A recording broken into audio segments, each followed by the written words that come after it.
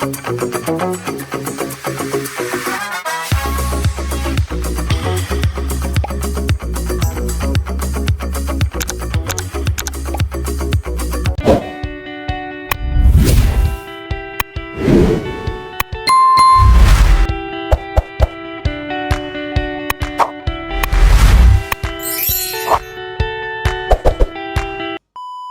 at ayan, nagbe-prepare na ako para sa labahin. Ayan. Lalaban na naman ako.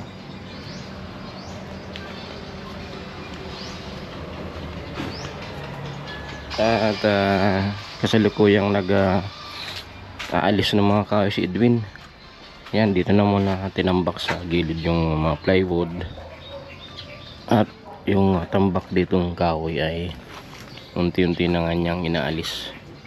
Kasi dito na sila magpapalitada sa gilid. At talagang gagamitin pa nila yung kahoy. Sabi ko na hindi pwedeng yung bakal lang. Yung bakal pala sasabit dun sa taas. Kaya lang itong parteng gitna ay talagang dapat may tungtungan na kahoy. Kaya ayun, gagawa pa sila ng tungtungan kahoy, ang damyo. Ayan, para mapalitadaan na itong gilid ng project. Ayan, at the same time maayos na rin yung mga tambak na kahoy. Ayan. At maya maya ay malingki muna daw kami, pero sisimulan ko na to. Ayan, tambak na naman ang labahin ko.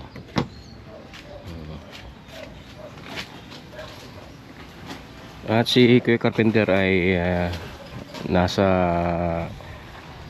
isang niya, kontrata. Magwa-wiring daw siya dun, kaya hindi mo na siya makakapasok. Isang buong araw wiring tatapusin niya. Kaya si Edwin na muna yung pinapagawa niya dito, yung kahoy nga. Pipili ng mga kahoy na gagamitin, at the same time naayusin yung tambak. Ayan.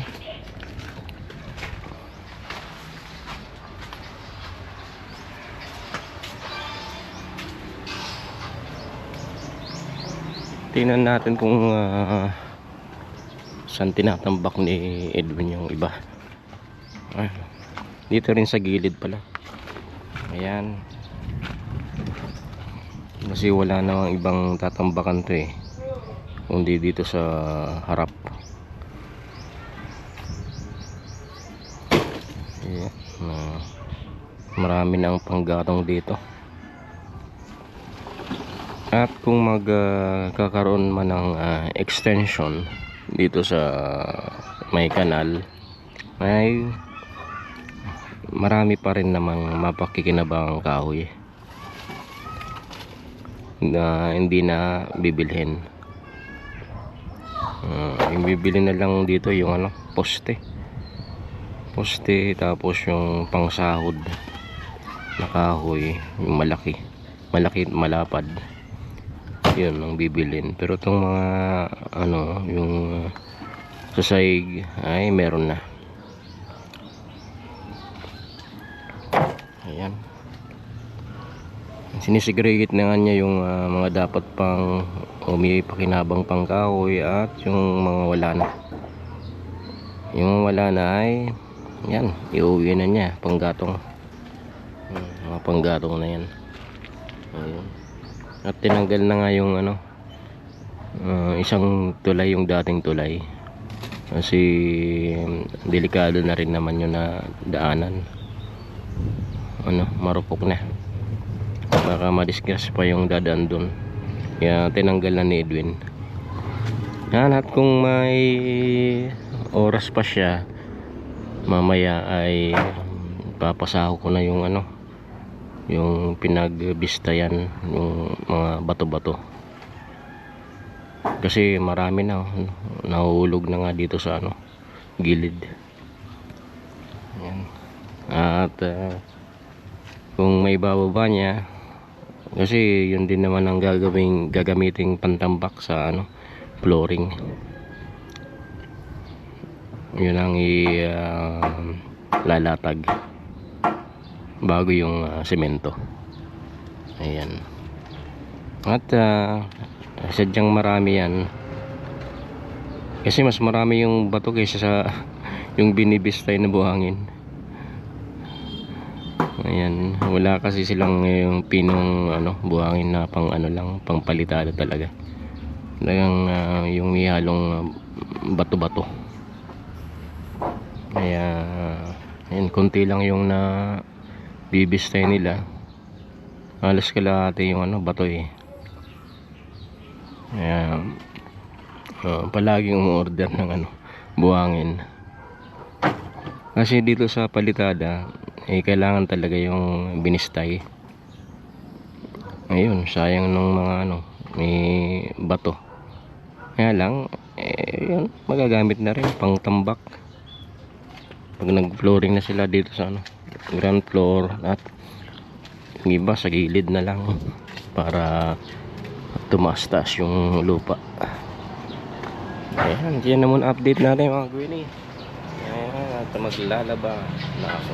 A few moments later. Mga Gwini, at umulan na naman. Si Edwin ay sinako yung ano, yung mga bato-bato galing sa pagbistay. Pinasako ko para hindi kumalat. Ayan.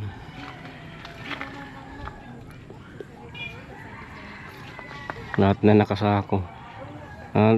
Ayun pala, patuloy pa rin sa pag ano ng kahoy. Pinipili niya yung gagamitin na para gawing andamyo doon sa gilid. Pero next week na sila mag-re-resume dyan, kasi may ano sila, buhos doon sa isang kontrata ni ano, Kuya Carpenter to. Kaya Lunes na lang.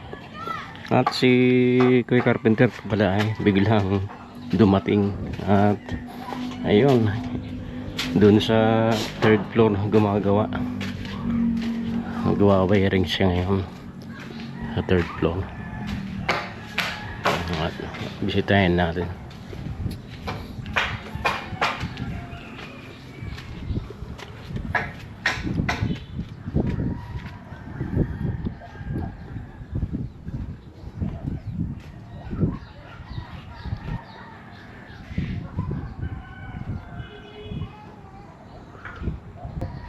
Sa dito, may kulang. Bakala na siya ng theory siya na sa mga ito. Para makakulo na rin dalawa. Baka udman na lang sira mag ano, baka sarado na ito eh. Ay, sarado na. Hindi na maabot.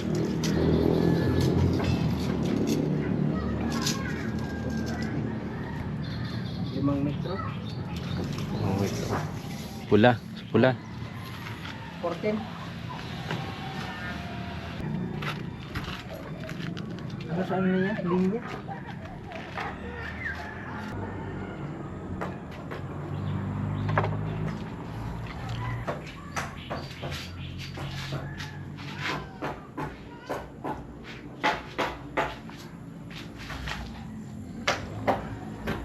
Yan, palitado na pala to.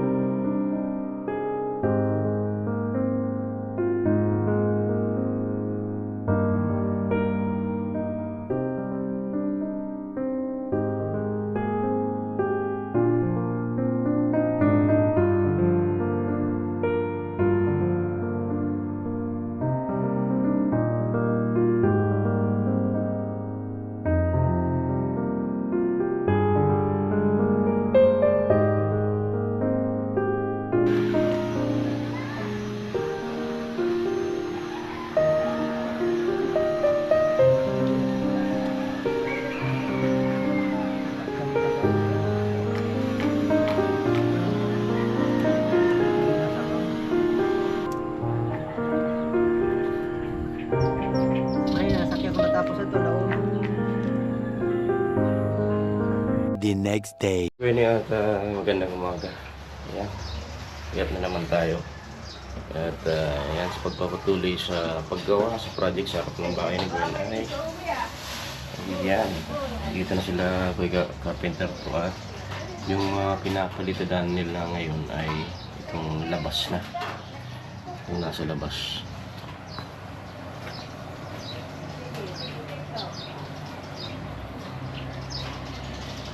Tusan siya di?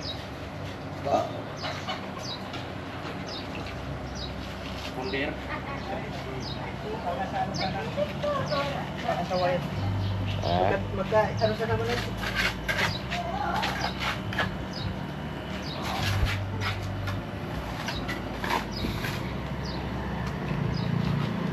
Ayan at natakpan na nga yung dito sa labas.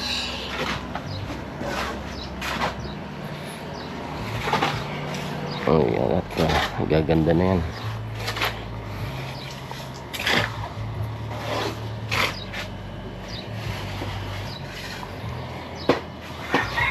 Kanina maaga silang dumating mga 7:30 at nag-display muna sila ng buhangin bago yan, palitada. Kasi yung binistay ay yun ang gagamitin nila or ginagamit nila sa pagpapalitada. Kaya ayan.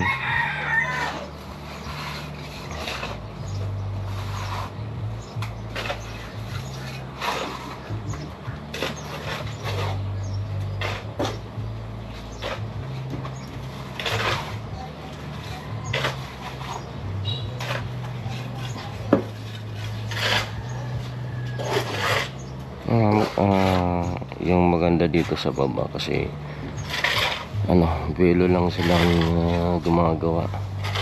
Ayan, pero pag doon na sa side ay medyo sa parteng gitna at parteng taas yun ang medyo madugo. Wag sa ayan, pag dito sa baba madali lang yung galaw kasi buwelo.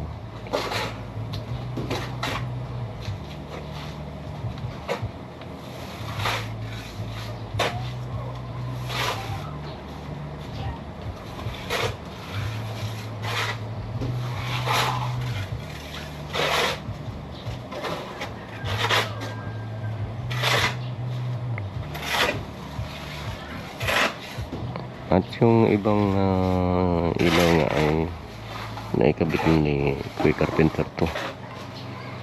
So sa labas baba meron na pinalitan niya ng yung box type na ilaw kasi yung bumbilyang ayun yung mahaba ay talagang pinapalitan ko kasi delikado yun sa magnanakaw. Kasi dito sa amin pag merong ganyang sa labas na ilaw ay nawawala. Pinag-interesan nung mga dumadaan pa naman yun, maliwanag. Ngayon 15 watts talagang pwedeng mawala yan. Kaya ayun nga, pinapalitan ko ng box type na ilaw, yung LED light LED light para hindi makonsumo.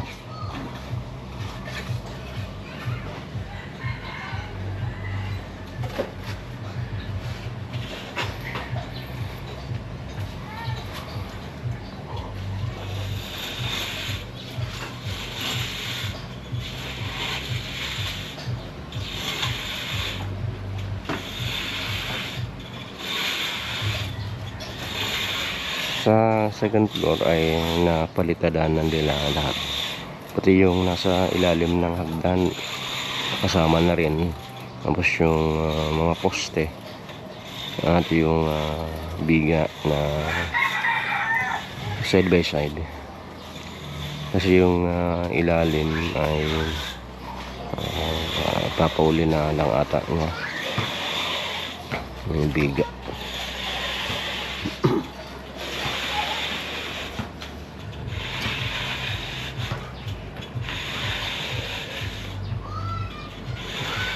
Ano na lang dun sa third floor ay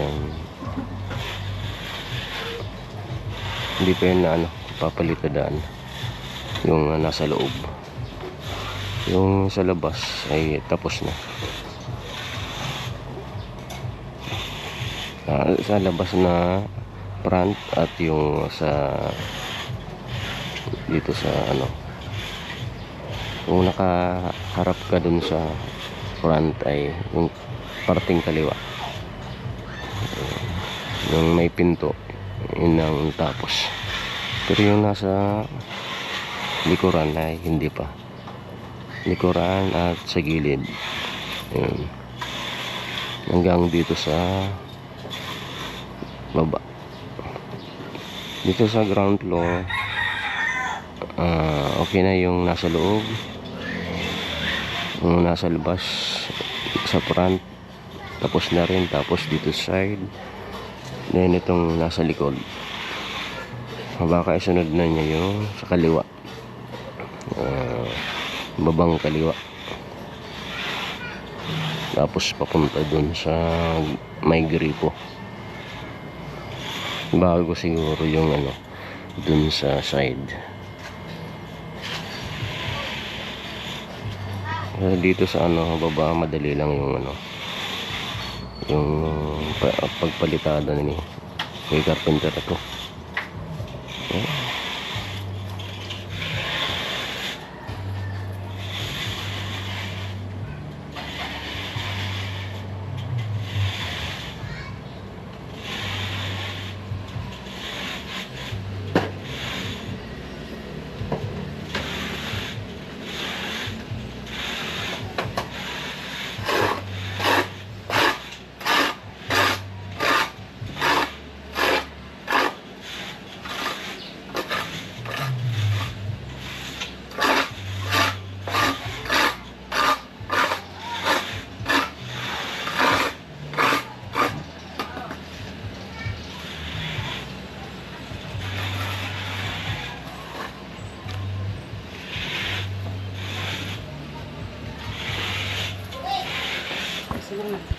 At dadaan nga si ate mama, tapos na sa pagtinda yun sa may kalsada. Ayan, at posturang postura siya.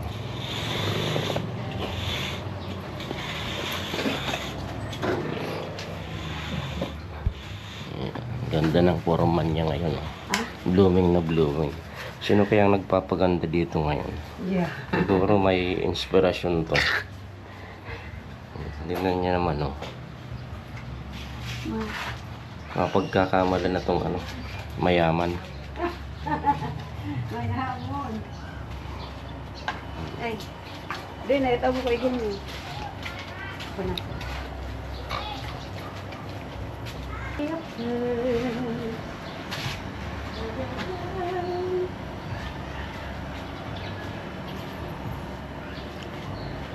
At tingnan natin yung sinasabi kong box type na ilaw.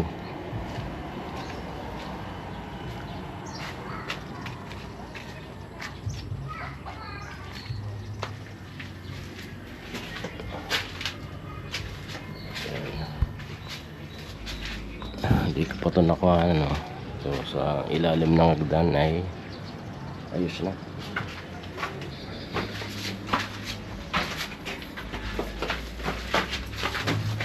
Stuck na yun. Stuck time.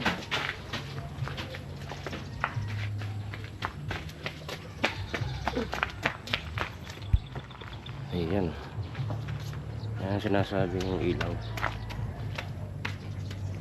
Box type. Ano yan? LED panel. LED panel light. Ayan, dalawa dito sa labas. Maliwanag yan kapag gabi. Kaya kahit dalawa lang dito sa baba, maliwanag yan. Doon sa taas, tatlo naman yung bilog. LED panel light. Ay, yung isa hindi pa nakakabitan. Dun sa dulo. At partner dun sa pinakang taas. Ayun.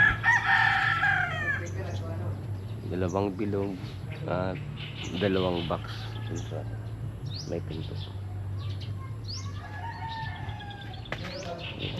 At tapos na nga, alos matapos na nga itong ano, kapag palitada nila yung canopy ay ayusin pa naman yan. Pipinturan na lang yung yero.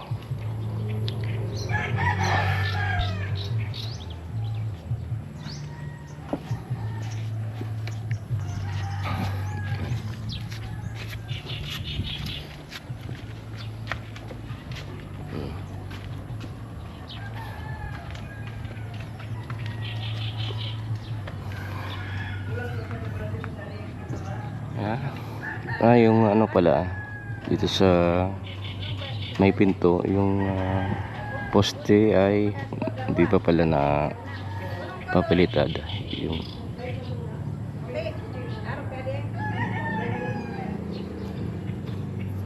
sasabay na lang siguro yan kapag dun na sa loob. Tapos yung sa harapan, yung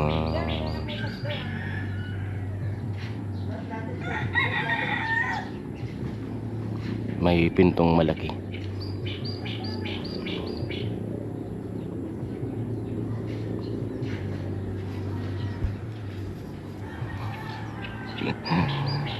Ayan, tabangan natin mga gwini kung ano yung ilalagay dyan na dyan sa may pintong malaki na yan. Para ano, para sa ano ba yan? At dito sa labas, yan yung mga nakaabang na bakal.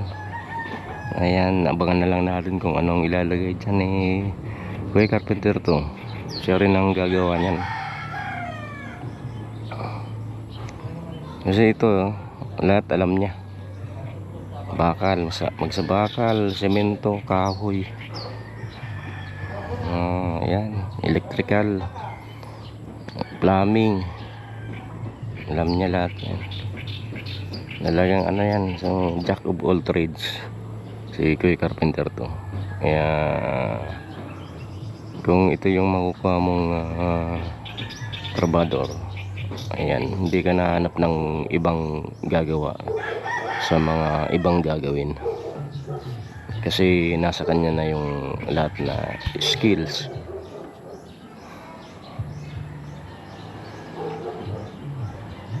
At yung malit na tindahan ay talagang operational na. Yung pinakang customer namin ay yung kapitbahay namin. At may bakasyonista dyan, anak ni Manny Salvi, yung pamilya niya. Ayan, nadagdagan yung mamimili customer, yung mga bata.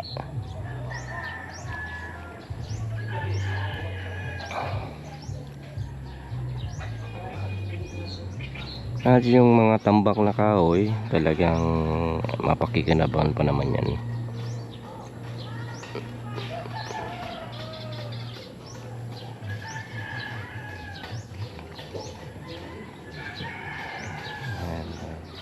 Kung magkakaroon sana ng extension, yun na ang gagamitin. Extension katulad ng mga katabi namin tindahan.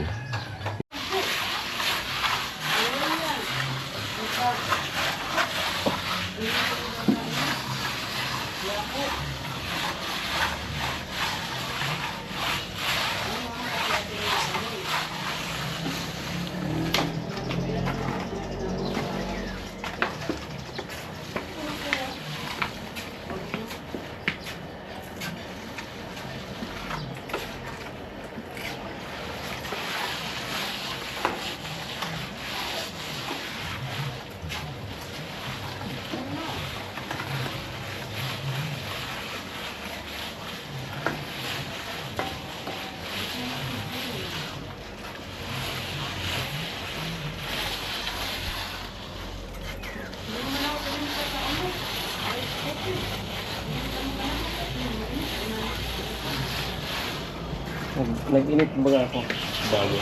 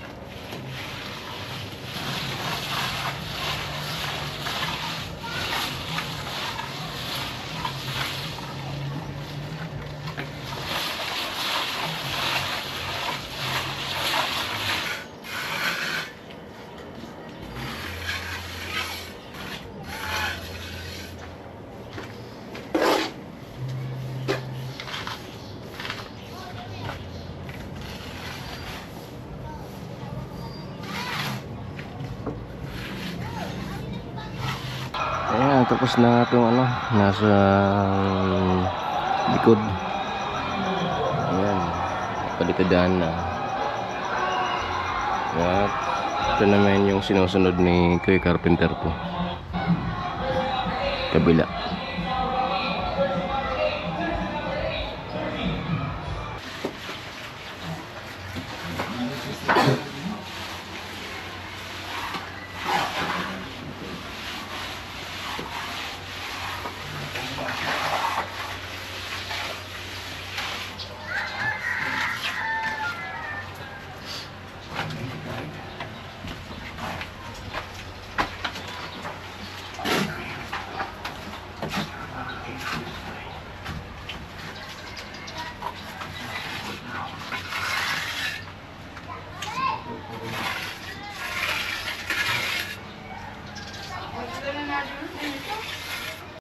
Yan nga po na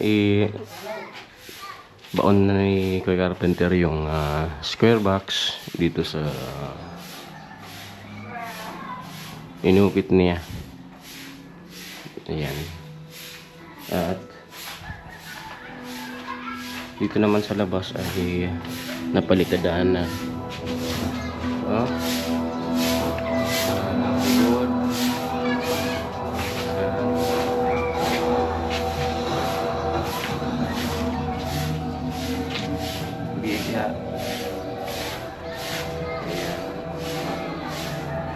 At sinisimulan na rin itong kalawang bahagi ng ano, pader dito sa ilalim. Ayan. At yan naman ang update natin, mga Gwenny. Ayan, hanggang sa muli.